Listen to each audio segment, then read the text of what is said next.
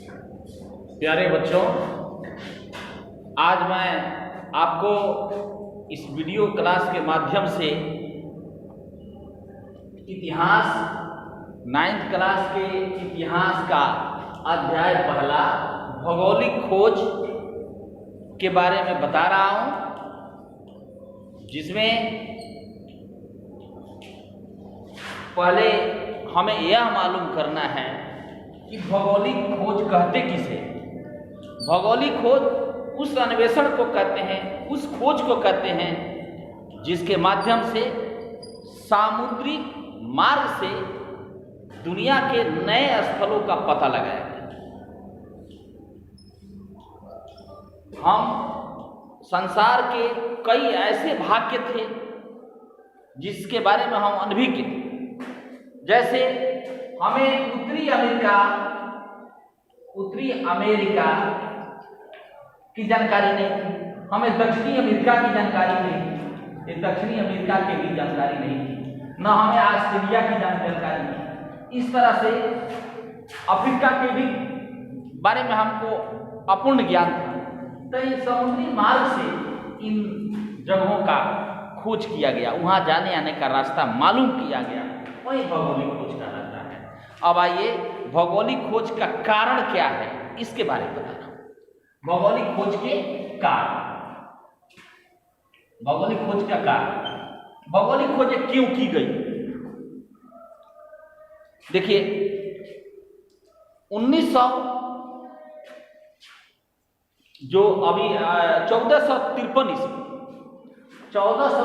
ईस्वी जब कुस्तुंतनिया का पतन हुआ था, 1453 कुस्तुंतनिया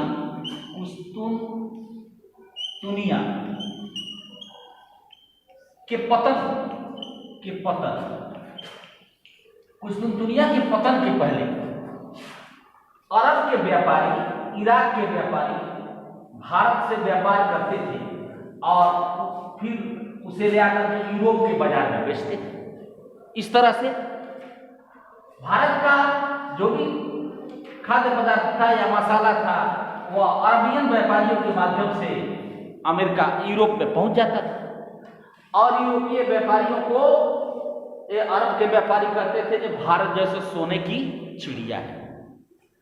अब उन्हें भारत से व्यापार करने की लालसा जागृत हुई, उनके अंदर इच्छा हुई कि भारत के साथ वो व्यापार करें।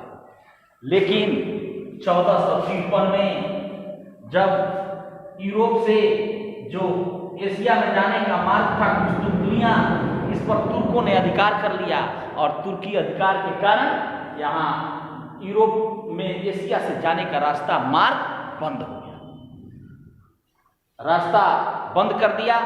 और जब ये लोग उस रास्ते के माध्यम से जाते थे तो उनसे काफी टैक्स लिया जाता था, जिसके कारण उन्हें आने जाने का काम बंद कर दिया।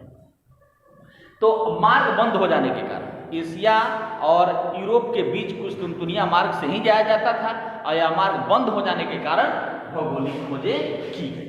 समझ रहे हैं, भौगोलिक खोजें की ये कारण। दूसरा बात है, इसके और भी कारण है। 11वीं 12वीं शताब्दी में जेरूसलेम पर कब्जा करने के लिए, जो धार्मिक देश है जेरूसलेम, जो इजराइल, आधुनिक इजराइल है, उस पर कब्जा करने के लिए एक धर्म युद्ध हुआ ईसाइयों और मुसलमानों के बीच। इस युद्ध में तुर्की सफल हुए और कुस्तुंतनिया पर अधिकार कर लिया। तो इसके कारण भी भौगोलिक खोज हुआ। दूसरा भौगोलिक खोज का और भी कारण है, नए नए वैज्ञानिक उपकरणों का आविष्कार। वैज्ञानिक उपकरण कौन कौन थे? दूरबीन,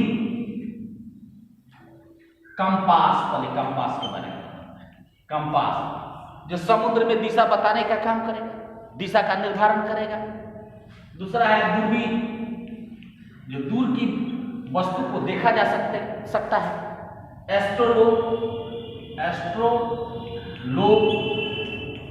या आपको समुद्र में कहाँ आप स्थित हैं, या अक्षांशीय और दशांशीय स्थिति को बताता है एस्ट्रोलोब। और पुर्तगालियों ने एक कैरावल जहाज बना लिया, कैरावल जहाज। जहाज, कैरावल जहाज का आविष्कार। तो इस तरह से यह तेज चलने वाला जहाज था। इन सारे उपकरणों की सहायता से समुद्र की यात्रा आसान हो गई और मैगलन सबसे पहला धरती पर यह सामुद्रिक यात्रा करने वाला व्यक्ति था। कोलंबस ने 1492 ईस्वी में अमेरिका का पता लगाया।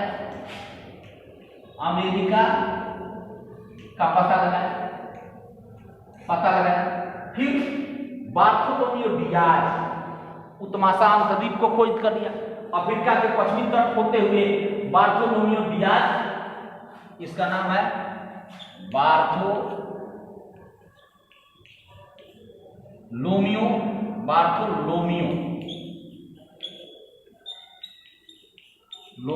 डियाज, इसने उत्तमासा अंतर्द्वीप को खोज लिया। उसके बाद 1498 में वास्को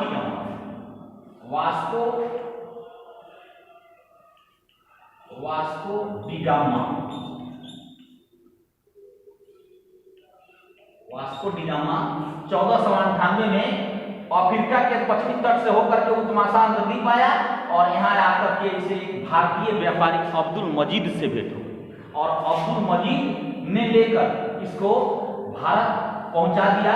और यह केरल के तट पर केरल के तट पर कालीकट बंदरगाह है। वो कालीकट बंदरगाह पर पहुंचा। यहाँ का राजा था जमोरी, उसने उसका बहुत स्वागत किया और जो अपने मसाला अपने साथ जो सोना चांदी लाया था उससे वहाँ केरल के बाजार में बेच करके और मसाला खरीदा और मसाला लेकर के जब पुनः यह यूरोप के बाजार में लौटा यहाँ पुर्तगाल में, तो उसने उस मसाले को 60 गुने मुनाफा तो इस तरह से व्यापार यह भारत से पुर्तगालियों का शुरू हो गया। इस तरह से व्यापार का काम शुरू हुआ और जगह भी खोज किया गया। जैसे आपको सेबास्टिन कैबोट ने न्यू फाउंडलैंड को खोजा, कैप्टन कुक ने उत्तरी ध्रुव को खोजा। 1519 ईस्वी में मैगलन ने पूरी पृथ्वी का चक्कर लगा लिया। कोलंबस ने 1492 में अमेरिका को खोजा और उसे वहां के रहने वाले लोगों को रेड इंडियन कह दिया। लेकिन वह रेड इंडियन, वह इंडिया तो था नहीं, लेकिन वहां के वासियों को रेड इंडियन आज भी कहा जाता है। उसके बाद अमेरिको वेस्पुची ने सबसे पहले अमेरिका का विस्तृत पता लगाया और उसी के नाम पर अमेरिका का नाम अमेरिका पड़ गया। इस तरह से भौगोलिक खोज क्यों की गई? देखिए एक और बात है इसके साथ, भौगोलिक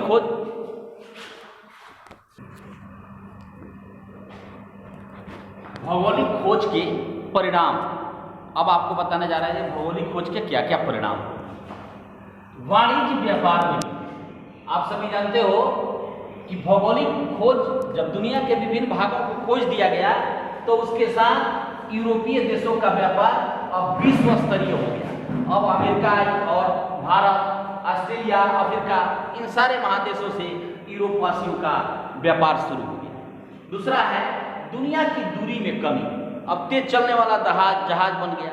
कम समय में तीव्र गति से जाकर के जल्दी उस देश में पहुंच करके व्यापार किया जा सकता था। तो इस तरह से दुनिया की दूरी में कमी आई। तीसरा है भ्रांतियों का अंत। पहले पृथ्वी पर लोग समझता था प्राचीन काल में कि हमारी पृथ्वी चिपटी है, यह गोल नहीं है। लेकिन मैगलन ने यह साबित कर दिया कि पृथ्वी चिपटी नहीं बल्कि गोल है। हमारे एंशिएंट पीपुल जो थे, प्राचीन लोग जो थे, उन्हें विश्वास था कि पृथ्वी पर अगर समुद्र में यात्रा करते हैं तो किनारा आ जाएगा तो हम गिर जाएंगे और गिर करके अंतरिक्ष में विलीन हो जाएंगे। इस तरह का डर था। लेकिन और धार्मिक डर भी था। धर्म, प्राचीन काल में धर्म कहता था कि यदि समुद्र की यात्रा करते हो तो तुम्हारा धर्म नष्ट हो जाएगा। इन तमाम भ्रांतियों को मैगलन ने दूर कर दिया, इन साहसिक नाविकों ने दूर कर दिया कोलंबस ने दूर किया, वास्को डुगम्बा ने दूर किया, बार्थोलोम्यू डियाज ने किया, सर जॉन ने दूर किया, सेबास्टियन कैबोट ने दूर किया। और इसमें स्पेन की महारानी इसाबेला और पुर्तगाल का राजकुमार हेनरी द नेविगेटर का बहुत बड़ा योगदान है। उन लोगों ने इन नाविकों को प्रोत्साहित किया और सारी दुनिया में यह साबित हो गया कि पृथ्वी अब जो गोल है, इस पर आसानी से यात्रा किया जा सकता है। तो इन भ्रांतियों का अंत किया इस भौगोलिक खोज ने, भ्रांतियों का अंत किया। उसके बाद है नए नए फसलों की उत्पत्ति। यह भौगोलिक जब खोज हुआ तो इसके बाद एक दूसरे देश में जो विभिन्न प्रकार के पौधे थे, फसल थे, उनका एक दूसरे से दूसरे जगह ट्रांसपोर्टेशन हुआ और स्थानांतरण हुआ। और यह एक भारत के लिए जैसे आम का पेड़ दूसरे जगह से लाया, चाय का और एथी का, अब कॉफी का, या यमन से लाकर भारत में लगाया गया। तो इस तरह से एक प्रकार के नए फसलों का भी उत्पत्ति। तो यह हुआ, ये चार परिणाम जो मैंने बताया, ये चारों परिणाम यह भौगोलिक खोज का सकारात्मक परिणाम, सकारात्मक परिणाम माने अच्छे परिणाम। लेकिन यह कुछ नकारात्मक परिणाम से भी अछूता नहीं रहा। इन भौगोलिक खोजों के कारण दुनिया भर में उपनिवेशवाद की शुरुआत हो गई। अब ये सभी यूरोपीय देश, पुर्तगाल, फ्रांस, इंग्लैंड, सभी जो यूरोपीय देश थे, इन लोगों ने अपना विश्व के अन्य देशों पर अपना कब्जा जमाना शुरू किया। भारत में व्यापार करते करते अंग्रेजों ने यहाँ पर उपनिवेश अपना स्थापित कर लिया। इस तरह से फ्रांस ने, पुर्तगाल ने विभिन्न जगहों पर संसार के विभिन्न भागों में अपना अधिकार जमाया। तो इसको उपनिवेशवाद की शुरुआत करते हैं। दूसरा बात है दास व्यापार की शुरुआत। अब उद्योगों में काम करने के लिए दासों का व्यापार शुरू कर दिया गया। दास का व्यापार का सबसे बड़ा केंद्र था अफ्रीका का लिस्बन। यह लिस्बन में दास व्यापार का केंद्र था और यहीं से व्यापार, दासों का व्यापार किया जाता था। तो इसकी भी यह कुत्सित विचारधारा की शुरुआत हुई। उसके बाद है साम्राज्यवाद की शुरुआत। व्यापार करते करते उपनिवेश स्थापित करना और उपनिवेश स्थापित करने के बाद उसके राजनीतिक, वहां पर राजनीतिक अपना वर्चस्व कायम करना। अर्थात उपनिवेशवाद वह कहलाता है जिस पर आर्थिक और राजनीतिक आधिपत्य कायम कर लिया जाए। तो इन सारे उपनिवेशिक देशों में राजनीतिक अधिकार भी कायम कर लिया गया। तो इस तरह से यह भी एक कुत्सित विचारधारा है, यह साम्राज्यवाद के ऊपर। उसके बाद लास्ट है प्रथम विश्व। इसी साम्राज्यवादी प्रतिस्पर्धा में एक देश दूसरे देश के लिए ईर्षा और द्वेष की भावना बढ़ने लगी और उस समय यूरोपीय नवमंडल पर युद्ध रूपी बादल मंडरा रहे थे, जो आगे चल करके 1914 में प्रथम विश्व युद्ध और 1939 में द्वितीय विश्व युद्ध के रूप में इसकी शुरुआत हो गई। इसी के साथ इस पाठ का समापन किया जाता है। भारत में भौगोलिक, विश्व में भौगोलिक खोज।